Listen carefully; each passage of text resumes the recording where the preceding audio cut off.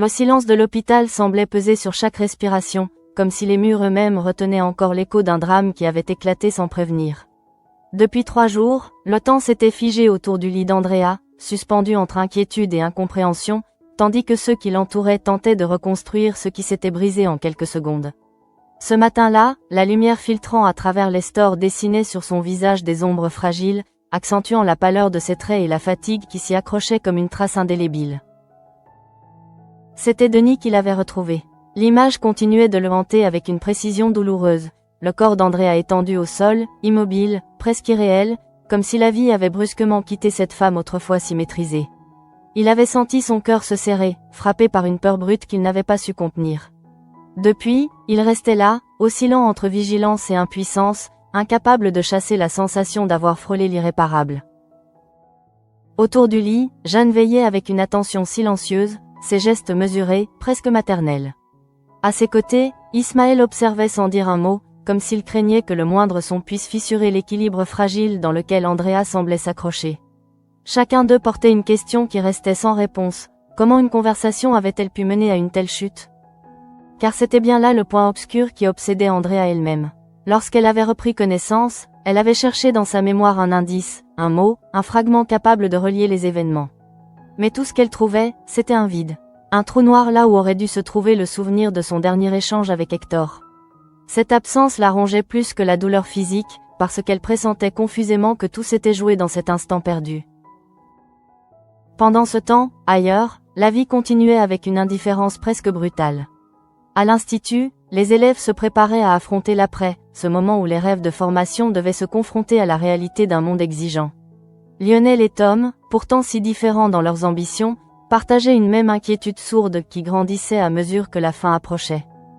Lionel, fidèle à ses convictions, imaginait déjà un avenir tourné vers une cuisine engagée, un restaurant végétarien où chaque assiette serait un manifeste. Tom, lui, rêvait de prestige, de reconnaissance, d'étoiles qui brilleraient au-dessus de son nom comme une promesse d'accomplissement. 2 visions, 2 trajectoires, mais une même peur, celle de ne pas trouver leur place. Enzo, plus lucide ou peut-être simplement plus réaliste, tentait de tempérer leurs espoirs. Il connaissait les obstacles, les désillusions, la difficulté de s'imposer dans un univers où le talent ne suffisait pas toujours. Ses paroles n'étaient pas dures, mais elles avaient le poids d'une vérité que les 2 jeunes hommes refusaient encore d'accepter pleinement. Ils voulaient croire que leur passion suffirait à ouvrir toutes les portes, sans mesurer à quel point celles-ci pouvaient rester closes. À quelques mètres de là, Fleur tentait de canaliser l'énergie collective vers un projet différent, plus fédérateur. L'idée d'un podcast du BDE lui semblait être une manière de donner une voix aux étudiants, de créer un espace d'expression libre. Malik, sensible à cette initiative, proposa immédiatement son aide, imaginant déjà les formats, les thèmes, les tonalités. Mais Lionel et Tom, absorbés par leurs propres préoccupations, restaient en retrait, incapables de se projeter dans quelque chose qui ne répondait pas à leur urgence personnelle. Ce contraste entre engagement collectif et ambitions individuelles révélait une tension latente, presque invisible, mais profondément ancrée. Chacun avançait, mais pas forcément dans la même direction. Dans les cuisines, une autre tension se dessinait, plus silencieuse mais tout aussi intense. Hector travaillait. Avec une précision mécanique, presque froide, il enchaînait les gestes, comme s'il cherchait à enfouir sous la rigueur technique ce qui menaçait de remonter à la surface. À ses côtés, Bianca observait, consciente que quelque chose avait changé. Ismaël, en les rejoignant, ne put s'empêcher de laisser échapper son inquiétude. Il ne comprenait pas comment Hector pouvait continuer à se concentrer sur la finale alors que sa mère était hospitalisée. Cette incompréhension ne relevait pas du jugement, mais d'un décalage profond entre ce qu'il ressentait et ce qu'Hector semblait afficher. Car Hector ne montrait rien. Ou plutôt, il montrait exactement ce qu'il voulait laisser voir, un calme contrôlé, une détermination intacte, une volonté de ne pas dévier de son objectif. Pourtant, derrière cette façade, quelque chose se fissurait. Lentement, imperceptiblement, mais sûrement. Lorsque la dégustation de la dernière création de Tessier fut organisée, l'atmosphère se teinta d'une autre forme de tension. L'absence d'Alice Wiesberg obligea Jeanne et Rose à prendre le relais, donnant à ce moment une dimension plus intime. Rose, attentive aux détails, formula une remarque sur l'équilibre des saveurs, reconnaissant l'élégance du dessert tout en suggérant un ajustement. Ce simple échange révélait la complexité du regard porté sur l'excellence, entre admiration et exigence, entre reconnaissance et perfectionnement. Rien n'était jamais totalement acquis. Pendant ce temps, Anouk observait la situation avec un recul presque douloureux. Elle voyait Hector avancer, continuer, agir comme si rien ne pouvait l'atteindre. Mais elle percevait aussi ce que lui-même refusait d'admettre, cette colère qu'il portait en lui ne disparaîtrait pas avec la distance. New York, la réussite, la reconnaissance. Rien de tout cela ne suffirait à apaiser ce qui brûlait en lui. Lorsqu'elle lui en parla, ses mots ne cherchaient pas à le blesser, mais à le confronter à une vérité qu'il ne pouvait fuir indéfiniment. Hector l'écouta, sans répondre immédiatement. Puis il posa une question, presque détachée. Il voulait savoir si, lors de la finale, elle lui ferait des cadeaux. Comme si, face au chaos intérieur, il cherchait encore à s'accrocher à des règles claires, à des repères stables. Anouk répondit avec la fermeté qui la caractérisait. Non, elle ne ferait aucun cadeau. Parce que ce n'était pas son rôle. Parce que la vérité, même dure, restait la seule chose sur laquelle on pouvait construire quelque chose de solide. Ce dialogue, en apparence banal, révélait pourtant une fracture plus profonde. Hector ne cherchait pas seulement une réponse sur la finale. Il cherchait une forme de justice, un équilibre dans un monde où tout semblait soudain lui échapper. Et pendant qu'il tentait de garder le contrôle, ailleurs, une autre mécanique se mettait en place. Chez les Tessier, Carla découvrait un colis inattendu. L'objet, en apparence ridicule, portait en lui une charge symbolique forte, un rat en plastique. Une provocation, une menace, ou peut-être simplement un message destiné à semer le doute. Mais pour Carla, l'interprétation fut immédiate. Quelqu'un avait son adresse, quelqu'un avait franchi une limite. Le nom de Ferdinand s'imposa à elle avec une évidence presque instinctive. Dans son esprit, les pièces du puzzle s'assemblaient rapidement, formant une accusation qui ne demandait qu'à être confirmée. Elle en parla à Gaspard et Colline, cherchant dans leur réaction une validation, un soutien, une preuve qu'elle n'était pas en train de se tromper. Mais au fond, ce n'était pas seulement une question de logique. C'était une question de confiance. Et cette confiance, fragile, était en train de vaciller. Ferdinand, de son côté, sentait le poids de cette réputation qui ne cessait de le poursuivre. Peu importe ce qu'il faisait, peu importe ses intentions, il restait prisonnier d'une image qui le précédait. Et chaque accusation, même infondée, venait renforcer cette impression qu'il ne pourrait jamais réellement s'en défaire. Dans ce climat déjà tendu, l'intervention de Billy allait tout faire basculer. Mais pour l'instant, tout restait encore en suspens, comme une tempête prête à éclater.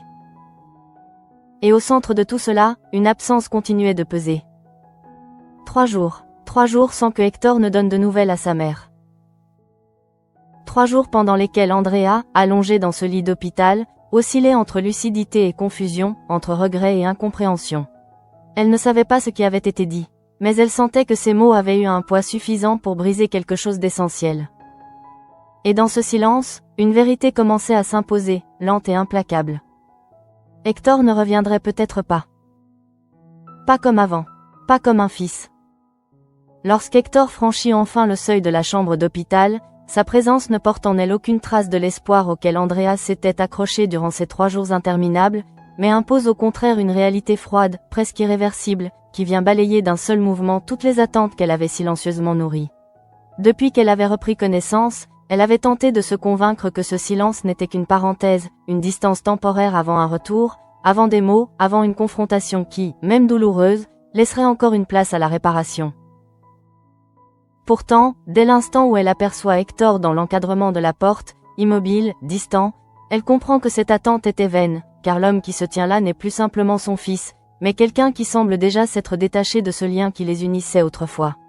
Il ne s'approche pas immédiatement, comme si la distance qui le séparait encore du lit d'Andrea avait une importance qu'il refusait de réduire trop vite, et son regard, lorsqu'il parcourt la pièce, ne s'arrête sur rien avec véritablement d'attention, glissant sans s'ancrer, comme si tout ce qui se trouvait là appartenait à un monde auquel il ne souhaitait plus être lié. Ce silence, qui s'installe entre eux avant même que le moindre mot ne soit prononcé, ne relève pas d'une simple hésitation, mais traduit une rupture déjà consommée, une fracture qui ne demande plus à être expliquée mais seulement à être confirmée. Andrea, malgré la fatigue qui pèse encore sur son corps affaibli, ressent avec une acuité presque douloureuse que ce moment ne sera pas celui d'un apaisement, mais celui d'un basculement définitif. Lorsqu'Hector finit par avancer, chacun de ses pas semble porté par une détermination froide, comme s'il avait déjà réglé en lui-même tout ce qui devait être dit et qu'il ne lui restait plus qu'à exécuter ce qu'il avait décidé. Andrea tente pourtant de trouver un point d'appui, une phrase, une ouverture, mais le vide laissé par l'absence de souvenirs de leur dernière conversation la condamne à une position d'incertitude totale, l'empêchant de comprendre ce qu'elle doit réparer ou même ce qu'elle a réellement brisé. Elle essaie malgré tout de parler, de reconnaître une faute, de montrer qu'elle est prête à entendre, mais Hector ne laisse aucune place à cet échange, car son attitude ne traduit pas une volonté de dialoguer, mais celle de poser un terme. Il affirme avec une clarté glaciale qu'il n'attend rien d'elle, que ses excuses n'ont aucune valeur à ses yeux, et ce rejet ne s'exprime pas dans la violence du ton, mais dans l'absence totale d'ouverture, dans cette manière de fermer toute possibilité de nuance. Très vite, la conversation bascule vers Bianca, révélant ainsi ce qui occupe désormais l'esprit d'Hector avec une intensité bien plus grande que la situation de sa propre mère.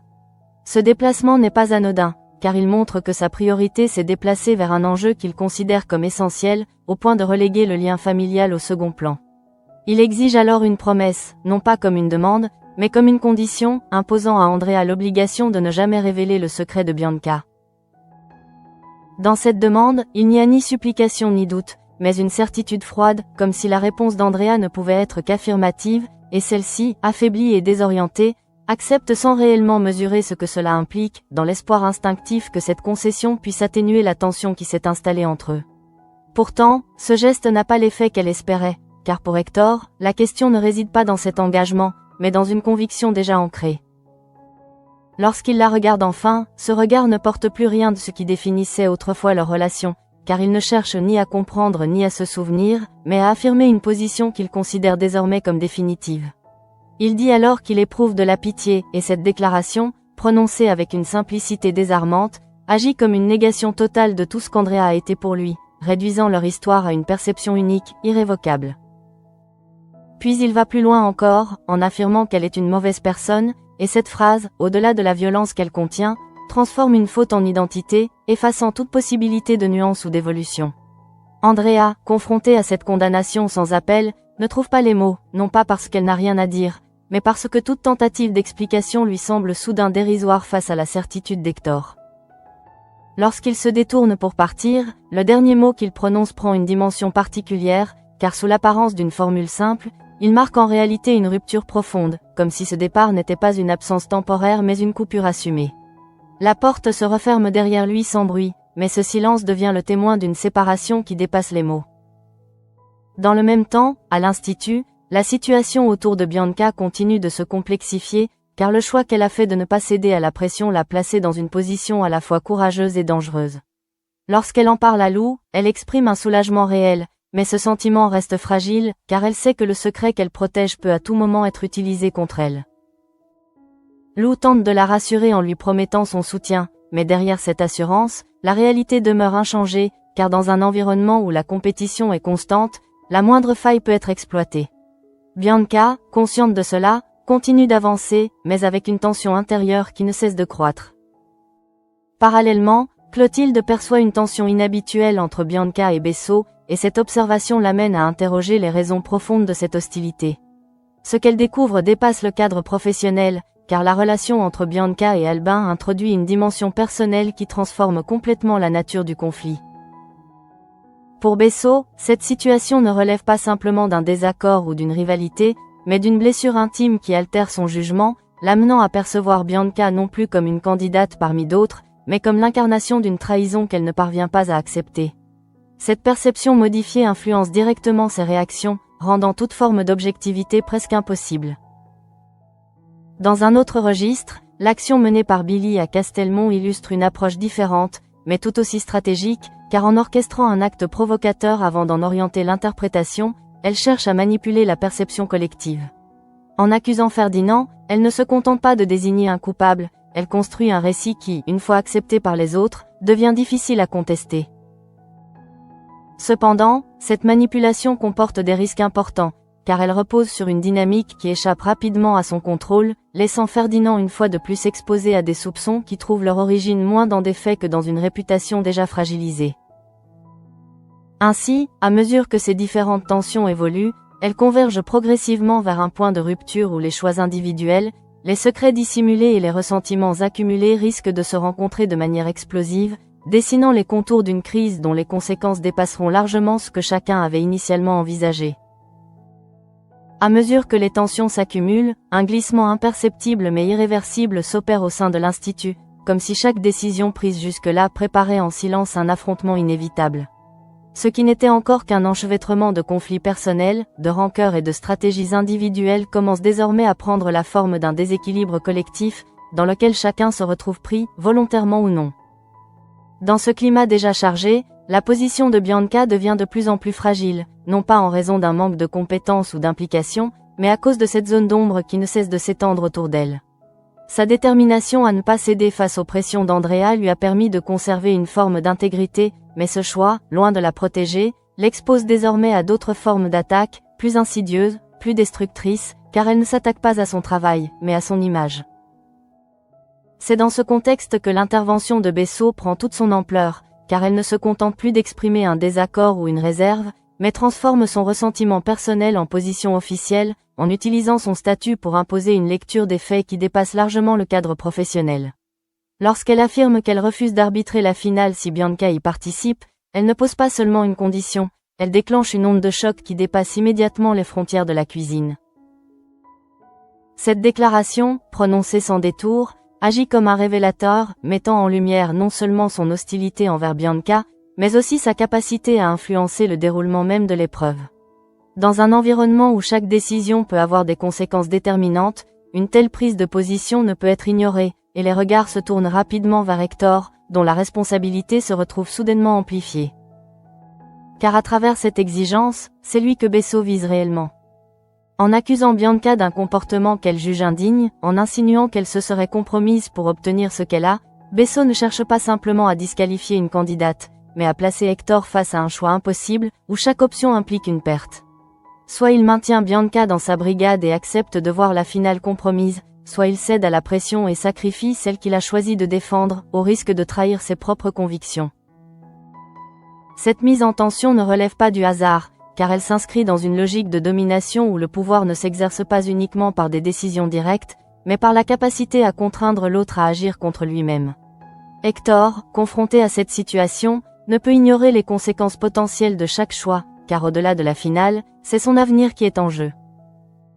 Lorsque Bessot évoque sa carrière à New York, le sous-entendu est clair, presque brutal dans sa simplicité, car elle laisse entendre que cette opportunité pourrait disparaître s'il refuse de se plier à ses exigences. Cette menace, bien que formulée sans éclat, agit comme un levier puissant, car elle touche à ce que Hector a construit, à ce vers quoi il tend, à ce qu'il considère comme l'aboutissement de ses efforts. Dans cet instant suspendu, tout se cristallise autour de lui. Les élèves présents, témoins involontaires de cet échange, perçoivent immédiatement la gravité de la situation, même sans en saisir tous les enjeux. Les murmures commencent à circuler, les regards s'échangent, et ce qui n'était encore qu'une tension latente devient un sujet ouvert, une affaire collective où chacun se positionne, consciemment ou non. Bianca, quant à elle, ressent de plein fouet l'impact de ces accusations, car au-delà des mots, c'est toute sa légitimité qui est remise en question. Elle comprend que ce combat ne se jouera pas uniquement sur le terrain de la compétence, mais sur celui de la perception, où la vérité importe parfois moins que ce que les autres sont prêts à croire. Malgré cela, elle ne cède pas. Sa décision de rester fidèle à elle-même, de ne pas se plier à une pression injuste, prend alors une dimension nouvelle, car elle ne concerne plus seulement son parcours personnel, mais devient un acte de résistance face à une tentative de disqualification qui dépasse largement sa personne. Cette posture, bien que courageuse, la place dans une position d'exposition maximale, car elle devient la cible d'un regard collectif qui ne lui laisse aucune marge d'erreur. Dans le même temps, Hector se retrouve confronté à une contradiction interne qu'il ne peut plus ignorer, car l'exigence de Bessot entre en collision directe avec ce qu'il a défendu jusque-là. En protégeant Bianca, en exigeant d'Andrea qu'elle garde le silence, il a déjà pris position, mais cette position, désormais mise à l'épreuve, lui impose d'en assumer pleinement les conséquences.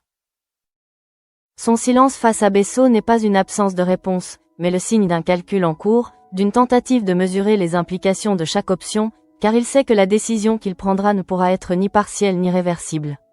Dans ce moment de tension extrême, son regard se durcit, non pas sous l'effet de la colère, mais sous celui d'une détermination qui commence à se reconstruire autour d'un choix.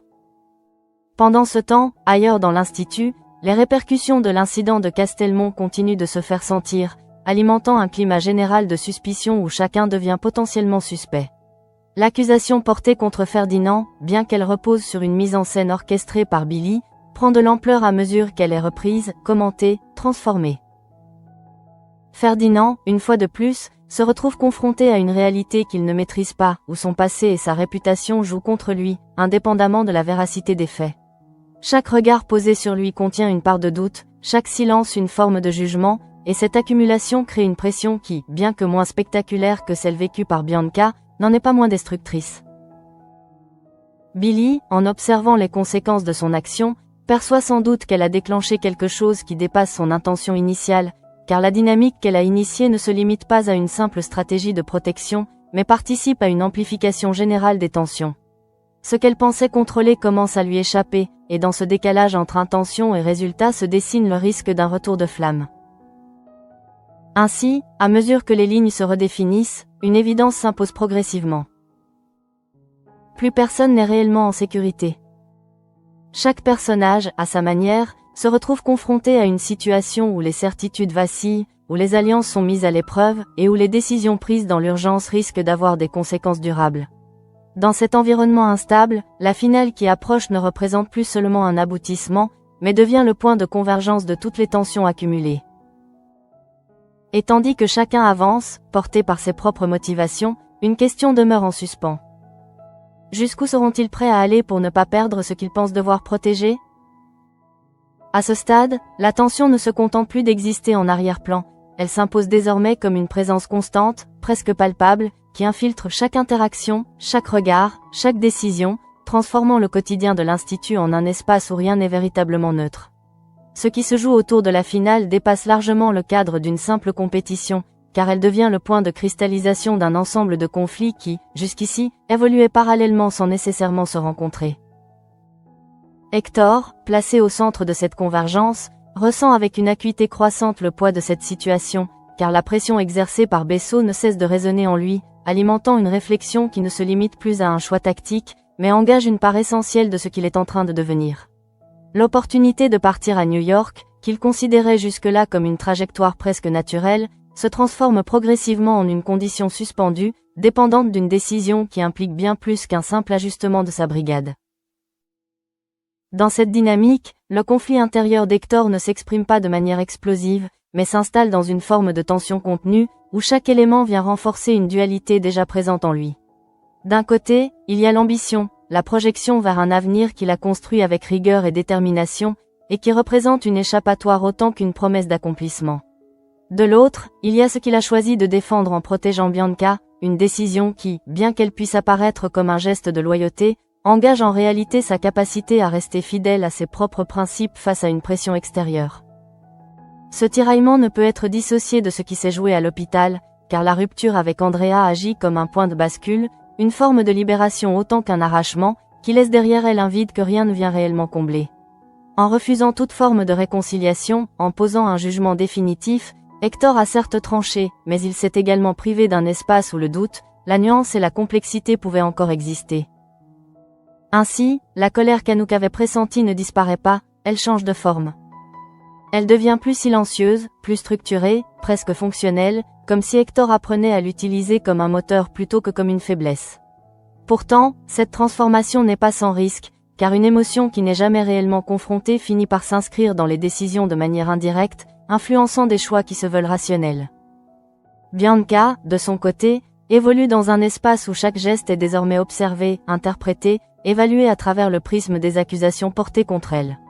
Son travail, sa concentration, sa manière d'interagir avec les autres, tout devient matière à lecture, et cette exposition permanente crée une pression qui ne se limite pas à la performance, mais touche à son identité même au sein du groupe.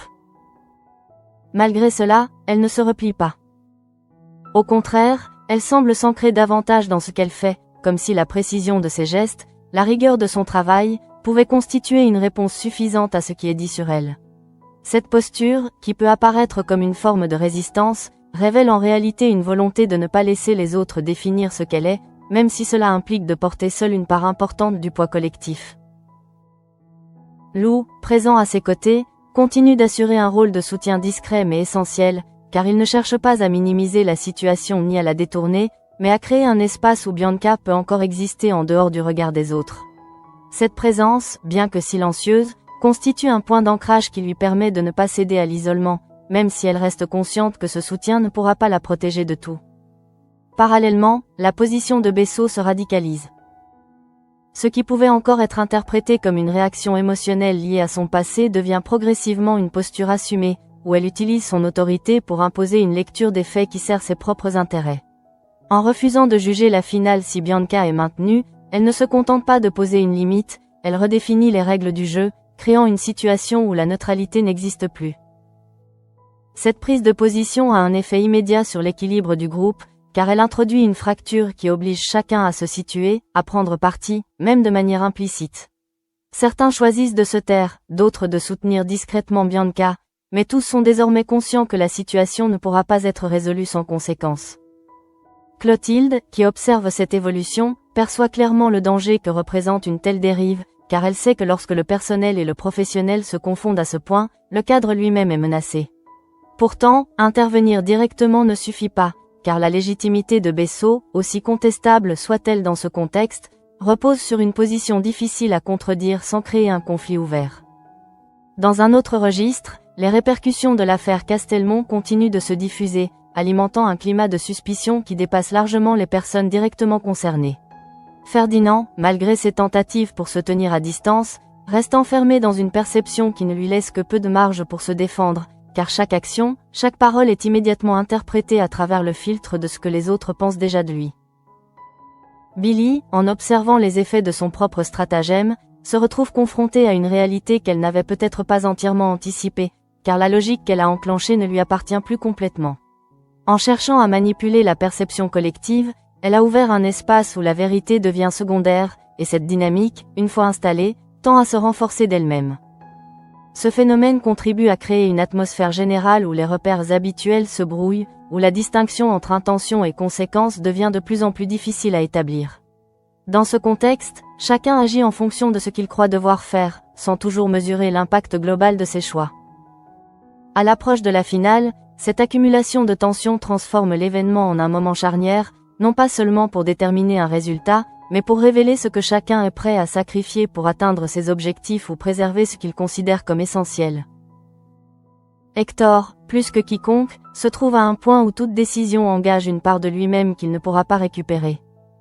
Renoncer à Bianca reviendrait à céder à une pression qu'il a jusque-là refusée, mais maintenir sa position implique d'accepter un risque réel pour son avenir, et peut-être même de compromettre ce qu'il a construit. Ce dilemme, loin d'être purement stratégique, prend une dimension personnelle, car il met en jeu sa capacité à rester cohérent avec ce qu'il affirme être.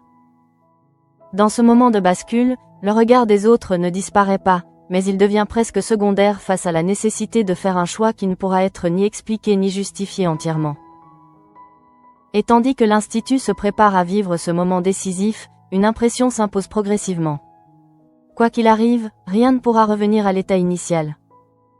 À l'approche du moment décisif, une forme de calme trompeur s'installe au sein de l'Institut, comme si l'intensité des événements précédents avait momentanément suspendu le temps, laissant place à une attente lourde, presque irréelle, dans laquelle chacun tente de reprendre le contrôle de lui-même avant l'inévitable confrontation.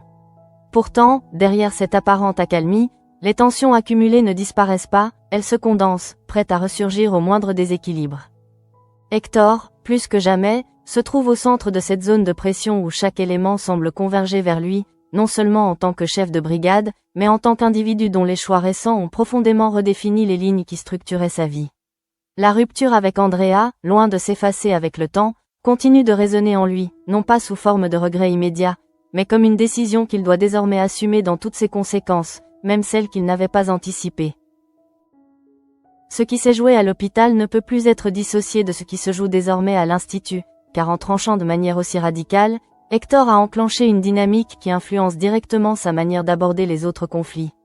Sa position face à Bianca, son refus implicite de céder à la pression de Bessot, ne relève plus seulement d'un choix stratégique, mais d'une continuité logique, presque inévitable, de ce qu'il a déjà décidé d'être. Dans cette cohérence apparente se cache pourtant une fragilité, car en se définissant par opposition, en rejetant ce qu'il considère comme inacceptable, Hector réduit progressivement l'espace dans lequel il peut encore évoluer sans se contredire.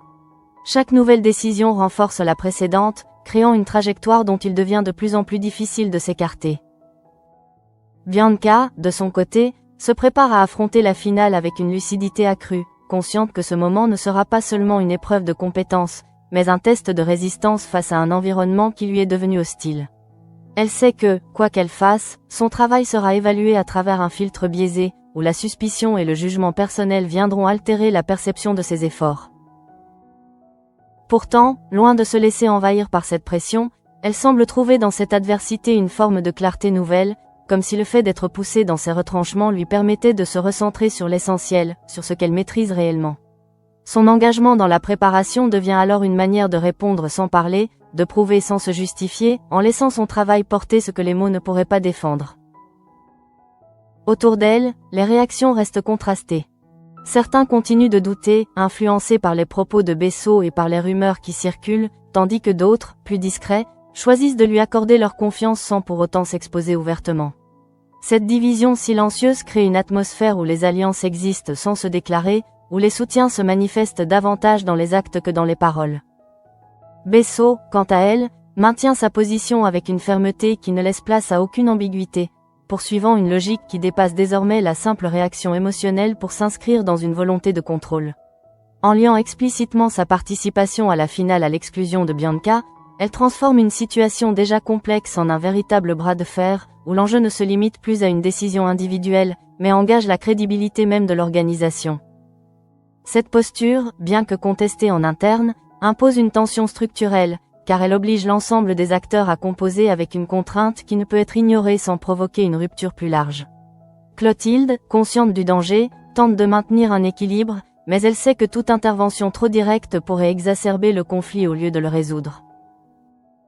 Dans ce contexte, Hector finit par comprendre que l'absence de décision est en soi une décision, et que le temps dont il disposait pour réfléchir est désormais écoulé.